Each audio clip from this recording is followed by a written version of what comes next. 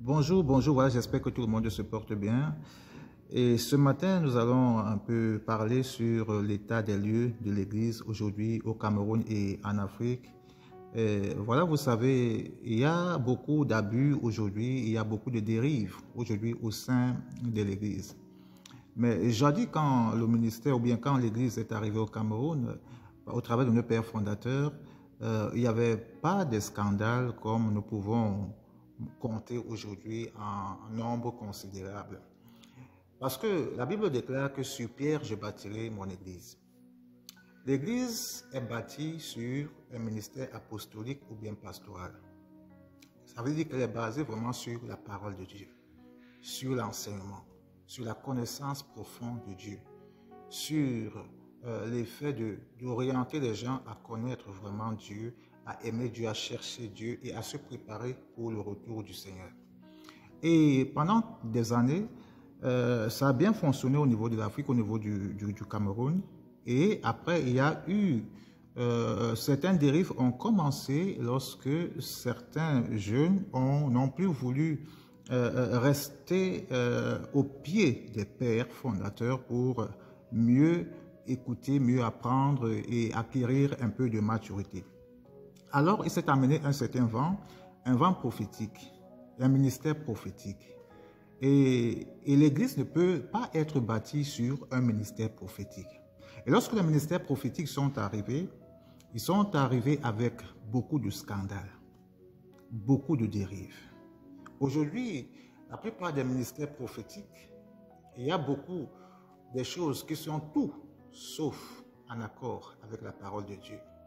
Vous pouvez voir aujourd'hui dans le ministère prophétique la vente des mouchoirs, le ministère prophétique où on est capable de te dire qui est ton père, qui est ta mère, quel sous-vêtement tu as porté, quel est ton numéro de téléphone, et beaucoup de choses en fait qui n'apportent absolument rien dans la croissance, dans l'édification d'un chrétien.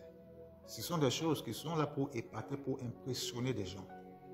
Et vous pouvez voir dans ces ministères, aujourd'hui, c'est des ministères où les chaises à l'église sont vendues.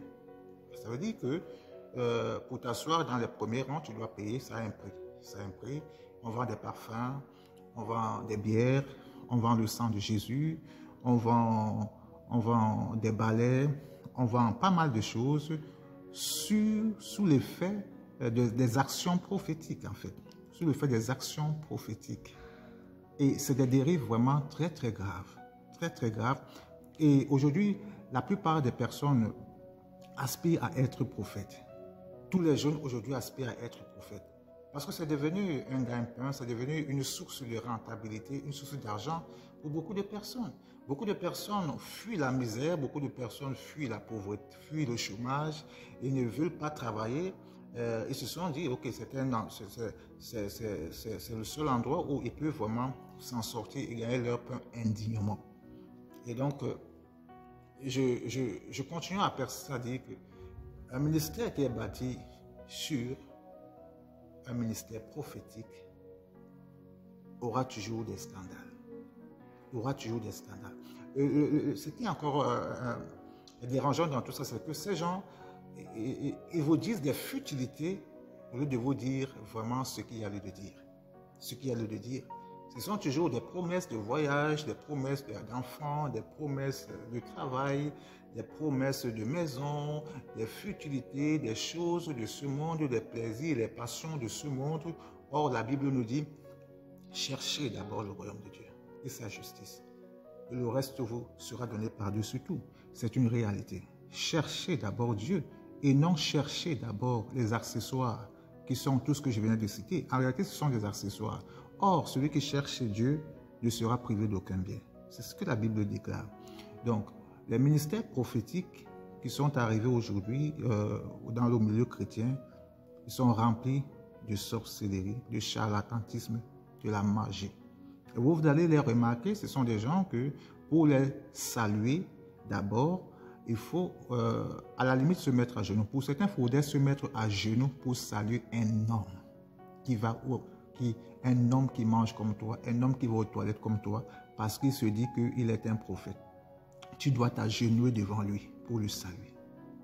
tu dois, avant de le rencontrer, tu dois préparer une grosse enveloppe pour venir le saluer.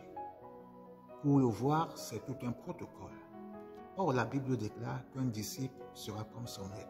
Jamais dans l'histoire de la Bible, et jamais dans l'histoire chrétienne, on a vu, depuis la Genèse à l'Apocalypse, Jésus agir de la sorte.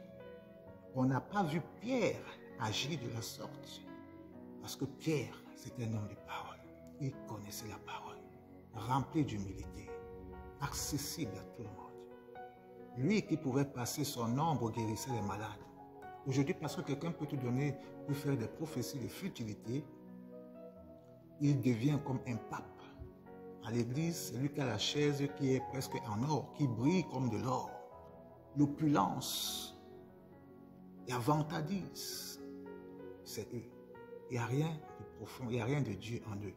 Les ministères prophétiques ont détruit l'église aujourd'hui, ont amené toutes sortes de perversions, ont amené toute forme de scroquerie. Les fémans sont devenus des pasteurs, des prophètes aujourd'hui. Ils ont juste changé leur style de travail. Mais dans le fond, c'est des escrocs, c'est des manipulateurs, des messages qui sont remplis de mensonges et de manipulateurs, une manipulation. Et vous allez voir des gens qui sont assis, qui ont commencé à berler en disant les Amen, les Amen. C'est des histoires. Fuyez ces endroits-là. La Bible déclare, vous me chercherez, vous me trouverez. Cherchez-le, vous allez le trouver. Bonne écoute au prochain épisode.